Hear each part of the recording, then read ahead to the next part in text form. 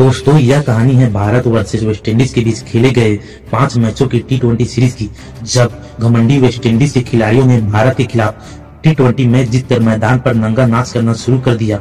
उन्हें लगा था कि अब 5वें टी20 मैच में भी टीम इंडिया घुटने पर आ जाएगी और वह भारत को भारत में ही टी20 सीरीज में धूल चुटा देंगे। ऐसे में उन्होंने अपने गुरु के चलते खुद विराट कोहली और रोहित शर्मा से पंगा ले लिया। तब उन्हें अंदाजा भी नहीं था रोहित और विराट उनके भी बाप हैं, जो वेस्टइंडीज की गर्दन मरोड़कर उनकी कब्र खोदने की तैयारी कर चुके हैं। इस मैच में कुछ ऐसा ही हमें देखने को मिला, जहां रोहित और विराट के बल्ले की गरज से वेस्टइंडीज के हाथ पैर कपा दिए तो कमाल लाजवाब राहुल ने भी अपने बल्ले से वेस्टइंडीज के गेंदबाजों को ऐसा धोया कि आज भी वह खौफनाक मंजर याद कर पूरा क्रिकेट जगत दहला जाता है।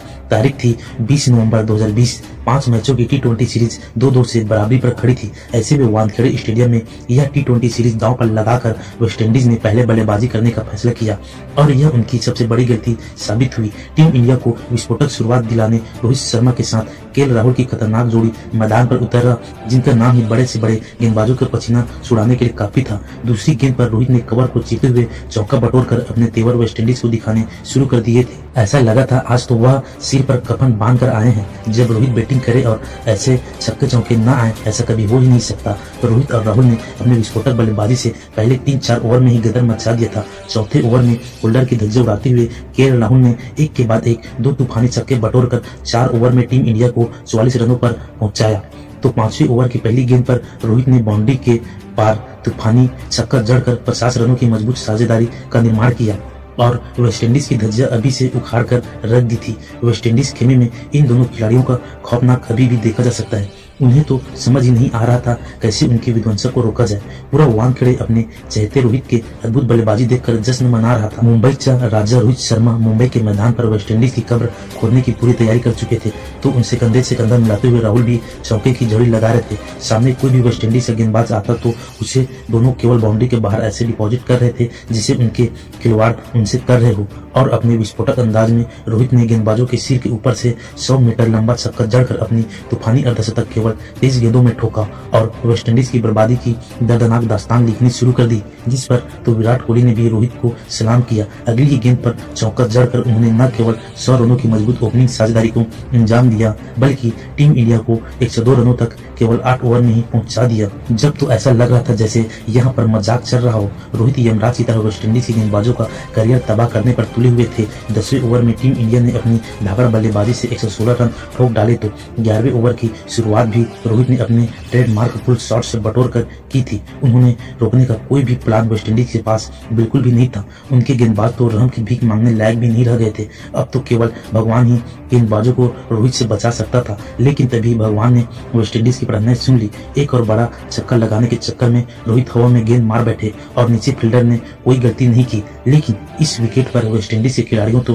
खुशी मनाने लायक भी नहीं रह गए थे। रोहित ने बड़ी बेदर्दी से उन्हें धोया था। 33 गेंदों में 71 रन रोहित ने अकेले ठोके। विलियमसन ने खुद गेंदबाजों को जश्न मनाने से मना किया, क्योंकि उन्हें भी पता था रोहित उन्हें कभी न भरे जाने वाले जख्म देकर गए हैं। रोहित के आउट होने के बाद अब मैदान पर आए थे ऋषभ पंत। उनसे भी इस तरीके से विस्फोटक बैटिंग की उम्मीद हर कोई लगा बैठा था। उन्होंने आते ही लंबा छक्का मारने का ट्राई भी किया, लेकिन वह बाउंड्री पर खड़े जेसन होल्डर को अपना आसान सा कैच दे बैठे, जहां इस खिलाड़ी को तो खाता भी खोलने का मौका नहीं मिला। ऐसा लगा था वेस्टइंडीज ने इसमें तगड़ी वापसी कर ली, क्योंकि टीम इंडिया ने 138 रनों पर अपने 2 बल्लेबाज खो दिए थे। लेकिन दोस्तों, यह तो केवल एक छलावा था और अपना नंबर 4 के मैदान पर उतरे विराट कोहली ने अपने कलाइयों का जादू दिखाते हुए अपना खाता खोलकर वेस्टइंडीज की खुशियों को माता में बदलना शुरू कर दिया। उनका यह इस बात का सबूत था कि आज विराट वेस्टइंडीज के गेंदबाजों पर सिर्फ अपना गुस्सा उतारते हुए वाले हैं।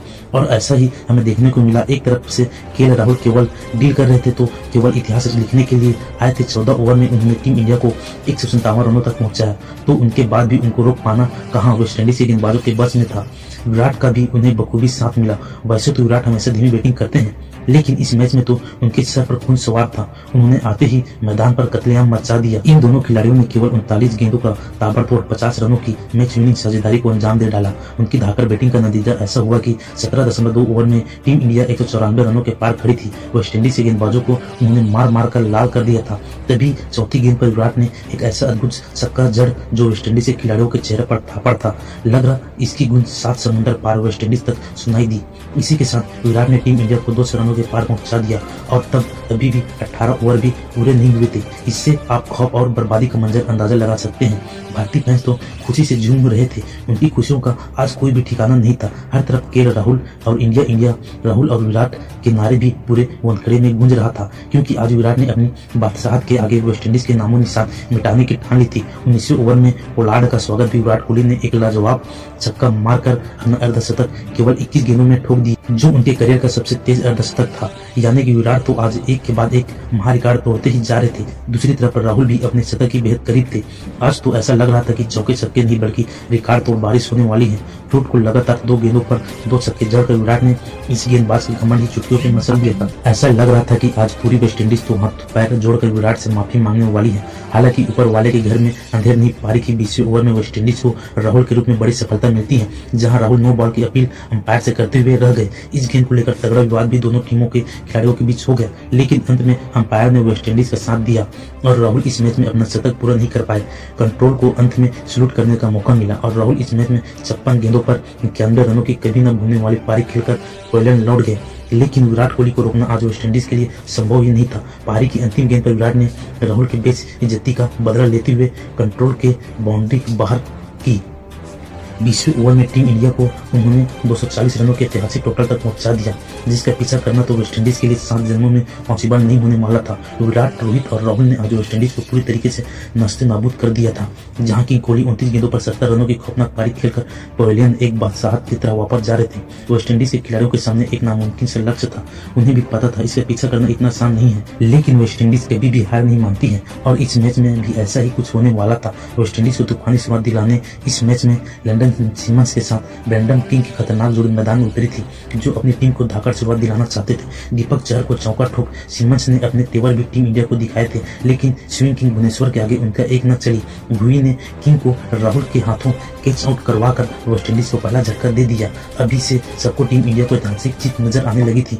इस विकेट का सेलिब्रेशन भी कुछ ऐसा था। अब नंबर 3 का पायदान पर मोर्चा संभालने के लिए सिमरन हिटमायर आए थे, लेकिन दोस्तों वेस्टइंडीज इस कदर भारत के सामने घुटने टेक जाएगी यह तो शायद उन्होंने भी नहीं सोचा था। जहां तीसरा ओवर आते ही मोहम्मद शमी ने लैंडन सिमंस को वापस भेजकर वेस्टइंडीज के दोनों ओपनर ढेर कर दिए थे।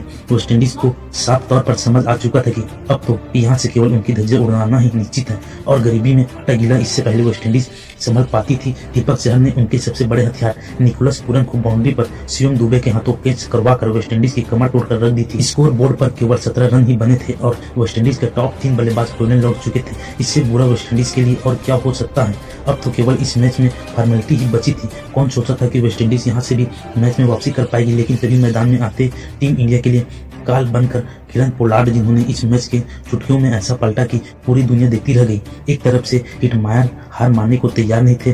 5वें ओवर में हिटमायर ने शमी की लगातार 2 गेंदों पर 2 छक्के उड़ाकर टीम इंडिया की खुशियों को माता में बदलना शुरू कर दिया था। पोलार्ड का भी बल्ला गर्जा उठा। 6 ओवर में पावर प्ले में दोनों ने मिलकर 41 रन ठोक डाले थे। शिवम दुबे का स्वागत भी हिटमायर ने बाउंड्री पर तूफानी से किया था। देखते ही देखते वेस्टइंडीज रॉकेट की रफ्तार से इस मैच में आगे बढ़ रही थी, क्योंकि इन दोनों बल्लेबाजों को रोकना अब काफी मुश्किल हो चुका था।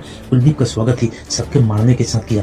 पोलार्ड ने अपनी आंधी में भारतीय गेंदबाजों के पसीने छुड़ा दिए थे। अब ऐसा लग रहा था कि वेस्टइंडीज की टीम फुल मूड में। विराट कोहली के चेहरे पर भी शिकन और चिंता की लकीरें साफ तौर पर देखी जा सकती थी। 9वें ओवर में वेस्टइंडीज ने 79 रन ठोक डाले।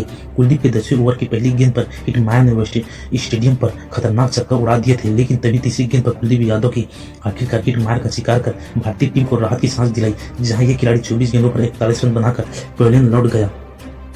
और यही था वो टर्निंग पॉइंट जहां से पूरा मैच पलट गया। हालांकि एक तरफ से किरण पोलार्ड चट्टान की तरह मैदान पर डटे रहे, उनका शिकार करना टीम इंडिया के लिए पॉसिबल नहीं था, लेकिन दूसरी तरफ से वेस्टइंडीज पर भारतीय गेंदबाजों ने वेस्टइंडीज की पारी को ताश के पत्तों की तरह बिखेर दिया।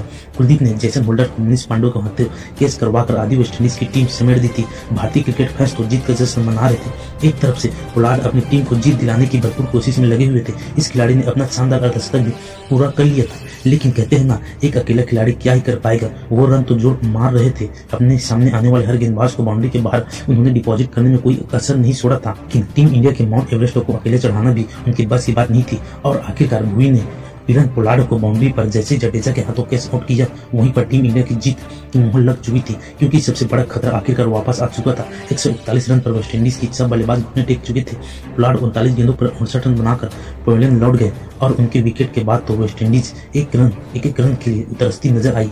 उनका कोई भी खिलाड़ी मैदान पर भारतीय गेंदबाजों का सामना कर पाने में सक्षम नहीं था और भारतीय गेंदबाजों ने फिर अपनी आगे बढ़ती हुई गेंदबाजी से ऐसा तहलका मचाया कि पूरी की पूरी वेस्टइंडीज की क्रिकेट टीम 20 ओवर में केवल 173 रन 8 विकेट के नुकसान पर बना पाई और टीम इंडिया ने इस मुकाबले को न केवल 67 रनों से जीता बल्कि 3-2 से अपने T20 सीरीज को फतेह हासिल की, जहां आज भी ऐतिहासिक मुकाबला रोहित, राहुल और विराट की ऐतिहासिक पारियों और वेस्टइंडीज की बर्बादी की कहानी के रूप में लोगों को पसंद आती है। तो दोस्तों, कैसी लगी आपको इन तीनों जाबाज खिलाड़ियों की धाकड़ बल्लेबाजी?